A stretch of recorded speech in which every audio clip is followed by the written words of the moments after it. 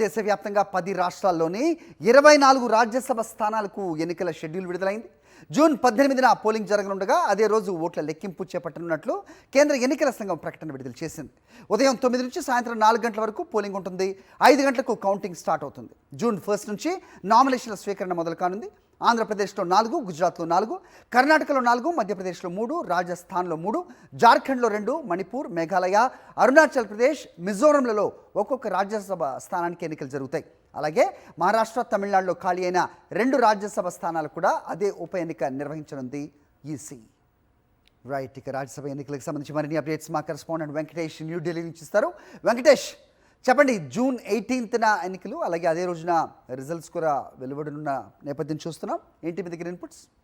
దేశవ్యాప్తంగా దాదాపు 24 రాజ్యసభ సీట్లకు కేంద్ర ఎన్నికల సంఘం షెడ్యూల్ విడుదల చేసింది. సో ఈ షెడ్యూల్ ప్రకారం జూన్ 1న నోటిఫికేషన్ రాబోతుంది. సో జూన్ 1న నామినేషన్ల స్వీకరణ ప్రారంభమై జూన్ 9 వరకు కూడా కొనసాగబోతుంది. ఆ తర్వాత జూన్ 18వ తేదీన ఎన్నికలు అలాగే కౌంటింగ్ నిర్వహించబోతున్నటువంటి పరిస్థితి. సో ప్రధానంగా ఆంధ్రప్రదేశ్కు నుంచి దాదాపు 4 ఖాళీ అవుతున్నారు. అయోధ్య రామిరెడ్డి, సానా సతీష్, పరిమల్ నత్వాని, పిల్లి సుభాష్ చంద్రబోస్, ఈ 4 కూడా ఆంధ్రప్రదేశ్ నుంచి రిటైర్ అవుతున్నారు. అలాగే ఇటు కర్ణాటక నుంచి మల్లికార్జున ఖర్గే, ప్రస్తుతం రాజ్యసభలో ప్రతిపక్ష నేత ఉన్నారు, ఆయన రిటైర్ అవుతున్నారు. అలాగే మాజీ ప్రధాని దేవేగౌడ కూడా రిటైర్ అవుతున్నారు.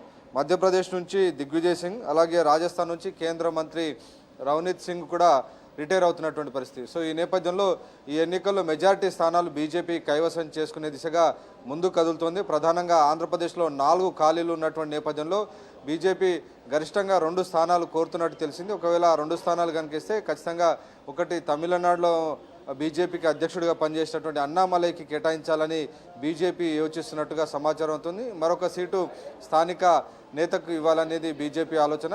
సో ఈ కూటమిలో దీనికి సంబంధించినటువంటి సీట్ల పంపకానికి సంబంధించినటువంటి ఇంకా సమావేశం జరగాల్సి ఉంది. ఇంకోవైపు తెలుగుదేశం పార్టీలో కూడా భారీ సంఖ్యలో సీట్లను ఆశిస్తున్నారు. ఇటు సీనియర్ నాయకుడు యనమల రామకృష్ణుడు సహా ఇటు భాష్యం రామకృష్ణ, గల్లా జయదేవ్, కిలారు రాజేష్, సానా సతీష్, వీరందరూ కూడా రాజ్యసభ రేస్లో ఉన్నారు. వీరితో పాటు చాలా సీనియర్ నాయకుడు అయినటువంటి దళిత నాయకుడు వర్ల రామయ్య కూడా రాజ్యసభ పదవి ఆశిస్తున్నటువంటి పరిస్థితి. సో భారీ ఎత్తున టీడీపీలో ఆశావాహులు ఉన్నటువంటి నేపథ్యంలో ఈ కూటమిలో దీనికి సంబంధించినటువంటి ఎలాంటి పంపకానికి సంబంధించి ఎలా కొలిక్కి తీసుకొస్తారనేది మనం వేచి చూడాల్సింది. ఇక జనసేన కోటా నుంచి దాదాపు 1 సీటును ఆశిస్తున్నారు.